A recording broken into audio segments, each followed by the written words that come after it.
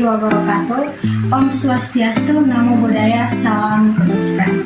Perkenalkan, nama saya Desi Pranarlian Siswali dengan NIM 2214201046.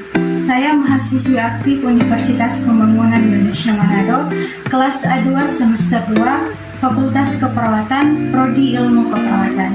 Video ini saya buat dengan tujuan untuk memenuhi tugas ujian tengah semester dengan mata kuliah Pancasila dengan dosen pengampu Inci Aprilia Widya Mandai, SH, SS, MH. Oke baik, di video presentasi kali ini saya akan membahas materi tentang bagaimana Pancasila menjadi dasar negara Republik Indonesia. Baik, kita masuk pada materi. Menelusuri konsep negara, tujuan negara, dan urgensi dasar negara. Yang pertama, menelusuri konsep negara. Menurut Diponolo, negara adalah suatu organisasi kekuasaan yang berdaulat yang dengan tata pemerintahan melaksanakan tata tertib atas suatu umat di suatu daerah tertentu. Lebih lanjut, Diponolo mengemukakan beberapa definisi negara yang sejalan dengan pengertian negara tersebut. Diponolo menyimpulkan 3 unsur yang menjadi syarat mutlak bagi adanya negara, yaitu yang pertama, unsur tempat, daerah, wilayah atau teritorial. Yang kedua, unsur manusia atau umat, masyarakat atau bangsa. Ketiga, unsur organisasi atau tata kerjasama atau tata pemerintahan. Kedua, menelusuri konsep tujuan negara. Di dalamnya yang pertama yaitu kekuatan, kekuasaan, dan kebesaran atau keagungan sebagai tujuan negara. Yang kedua, kemerdekaan sebagai tujuan negara. Yang ketiga, kepastian hidup, keamanan dan ketertiban. Keempat, kesejahteraan dan kebahagiaan. Kelima, keadilan sebagai tujuan negara. Ketiga, menelusuri konsep urgensi dasar negara. Secara terminologi atau secara istilah, dasar negara dapat diartikan sebagai landasan dan sumber dalam membentuk dan menyelenggarakan negara. Dasar negara juga dapat diartikan sebagai sumber hukum negara.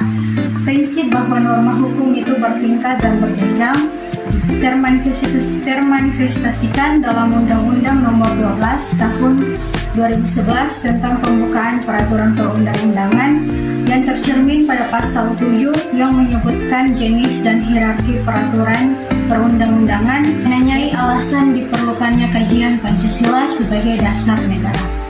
Pancasila merupakan pandangan hidup dan kepribadian bangsa yang nilai-nilainya bersifat nasional yang mendasari kebudayaan bangsa, maka nilai-nilai tersebut merupakan perwujudan dari aspirasi atau cita-cita hidup bangsa. Dengan Pancasila, perpecahan bangsa Indonesia akan mudah dihindari karena pandangan Pancasila bertumbuh pada pola hidup yang berdasarkan keseimbangan, keselarasan, dan keserasian, sehingga perbedaan apapun yang dapat dibina menjadi suatu pola kehidupan yang dinamis, penuh dengan keanekaragaman yang berbeda dalam satu keseragaman yang pokok. Menggali sumber yuridis, historis, sosiologis, dan politis tentang Pancasila sebagai dasar negara. Yang pertama, sumber yuridis Pancasila sebagai dasar negara. Sumber yuridis ketatanegaraan Pancasila merupakan dasar negara Republik Indonesia sebagaimana terdapat pada pembukaan Undang-Undang NRI tahun 1945 yang kelahirannya ditempatkan dalam proses kebangsaan Indonesia melalui Undang-Undang NRI tahun 1945 sebagai payung hukum. Pancasila perlu diaktualisasikan agar dalam praktik berdemokrasinya tidak kehilangan arah dan dapat meredam konflik yang produktif. Pimpinan MPRI dan Tim Kerja Sosialisasi MPR periode 2009 sampai 2015. Kedua, sumber historis Pancasila sebagai dasar negara. Berdasarkan penjelajahan historis, diketahui bahwa Pancasila yang berlaku sekarang merupakan hasil karya bersama dari berbagai aliran politik yang ada di BPUPKI yang kemudian disempurnakan dan disahkan oleh PPKI pada saat negara didirikan. Lebih lanjut, Mahfud MD menyatakan bahwa ia bukan hasil karya Yamin ataupun Soekarno saja, melainkan hasil karya bersama sehingga tampil dalam bentuk isi dan filosofinya yang utuh seperti sekarang. 3. Sumber sosiologi Pancasila sebagai dasar negara. Secara ringkas, Latif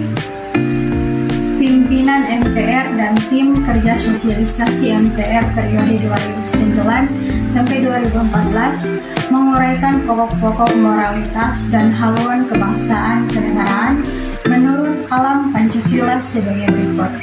A. Nilai-nilai ketuhanan atau religiusitas sebagai sumber etika dan spiritual yang bersifat vertikal, transendental, dianggap penting sebagai fundamental etika kehidupan bernegara. B. Nilai-nilai kemanusiaan universal yang bersumber dari Tuhan, hukum alam dan sifat-sifat sosial yang bersifat horizontal dianggap penting sebagai fundamental etika-etika politik kehidupan bernegara dalam pergaulan dunia. C. Nilai-nilai etika kemanusiaan harus mengakar kuat dalam lingkungan pergaulan kebangsaan yang lebih dekat sebelum menjangkau pergaulan dunia yang lebih jauh. D. Nilai ketuhanan, nilai kemanusiaan, dan nilai serta cita-cita kebangsaan itu dalam aktualisasinya harus menjunjung tinggi kedaulatan rakyat yang dipimpin oleh hikmat kebijaksanaan. E. Nilai ketuhanan, nilai kemanusiaan, nilai dan cita bangsa, serta demokrasi permusyawaratan itu memperoleh artinya sejauh dalam mewujudkan keadilan sosial. Keempat, sumber politisi Pancasila sebagai dasar negara. Dalam pasal 1 ayat 2 dan di dalam pasal 36A JOR, pasal 1 ayat 2 Undang-Undang 1945 terkandung makna bahwa Pancasila menjelma menjadi asas dalam sistem demokrasi konstitusional dan konsekuensinya Pancasila menjadi landasan etik dalam kehidupan politik bangsa Indonesia. Selain itu, bagi warga negara yang berkiprah dalam substruktur politik atau sektor pemerintah, yaitu lembaga-lembaga negara dan lembaga-lembaga pemerintahan, baik di pusat maupun di daerah. Pancasila merupakan norma hukum dalam memformulasikan dan mengimplementasikan kebijakan publik yang menyangkut hajat hidup orang banyak. Dinamika dan tantangan Pancasila sebagai dasar negara. Yang pertama, argumen tentang dinamika Pancasila.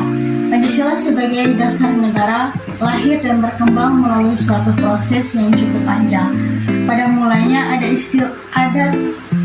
istiadat dan agama menjadi kekuatan yang membentuk adanya pandangan hidup.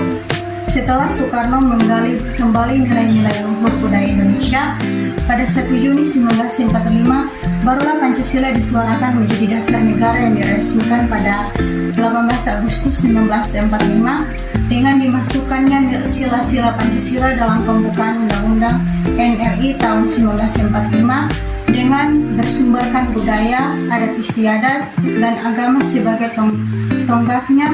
Nilai-nilai Pancasila diyakini kebenarannya dan senantiasa melekat dalam kehidupan bangsa dan negara Indonesia.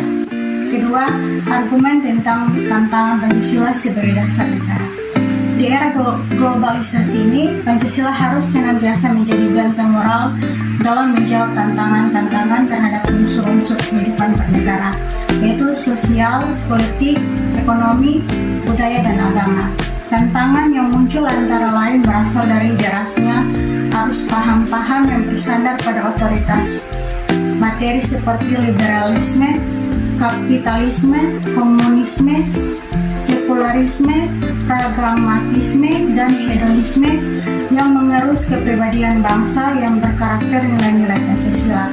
Hal ini pun dapat dilihat dengan jelas betapa paham-paham tersebut telah merusak jauh dalam kehidupan bangsa Indonesia, sehingga merupakan kultur bangsa Indonesia yang memiliki sifat religius, santun, faan, gotong royong, mendeskripsikan esensi dan urgensi Pancasila sebagai dasar negara. Yang pertama, esensi Pancasila sebagai dasar negara. Penerimaan Pancasila sebagai dasar negara merupakan milik bersama, akan memudahkan semua stakeholder bangsa dalam membangun negara berdasarkan prinsip-prinsip konstitusional, menegaskan bahwa menerima Pancasila sebagai dasar negara membawa konsekuensi diterima dan berlakunya kaidah-kaidah penuntun dalam pembuatan kebijakan negara, terutama dalam politik hukum nasional. Kedua, urgensi Pancasila sebagai dasar negara. Untuk memahami urgensi Pancasila sebagai dasar negara, dapat menggunakan dua pendekatan, yaitu institusional atau kelembagaan, dan hukum resourcial atau personal atau sumber daya manusia. Pendekatan institusional yaitu membentuk dan menyelenggarakan negara yang bersumber pada nilai-nilai Pancasila sehingga negara Indonesia memenuhi unsur-unsur sebagai negara modern yang menjamin terwujudnya tujuan negara atau terpenuhinya kepentingan nasional yang bermuara pada terwujudnya masyarakat adil dan makmur. Sementara human resource terletak pada dua aspek, yaitu orang-orang yang memegang jabatan dalam pemerintahan atau aparatur negara dan melaksanakan nilai Pancasila secara murni dan konsekuen di dalam pemenuhan tugas dan tanggung jawabnya, sehingga formulasi kebijakan negara akan menghasilkan kebijakan yang mengejawantahkan kepentingan rakyat. Kesimpulan dari materi yang saya bawakan yaitu tentang makna dan pentingnya Pancasila sebagai dasar negara. Pancasila sebagai dasar negara berarti setiap sendi-sendi ketatanegaraan pada negara Republik Indonesia harus berlandaskan dan atau harus sesuai dengan nilai Pancasila. Hal tersebut bermakna antara lain bahwa Pancasila harus senantiasa menjadi ruh atau spirit yang menjiwai kegiatan membentuk negara, seperti kegiatan mengamandemenkan undang-undang dan menjiwai segala urusan penyelenggaraan negara. Sekian video presentasi dari saya. Jika ada kesalahan dalam pembawaan materi, saya mohon maaf dan terima kasih. Universitas Pembangunan Indonesia Manado yang terletak di kawasan bisnis Bahu Mall, tempatnya di Kelurahan Bahu, Lingkungan 3, Manado. Sangat strategis di pusat kota Manado. Buat teman-teman yang masih bingung mau masuk di universitas mana, mari gabung bersama kami di Universitas Pembangunan Indonesia Manado. Karena di Universitas Pembangunan Indonesia Manado terdapat 6 fakultas dan 8 program studi.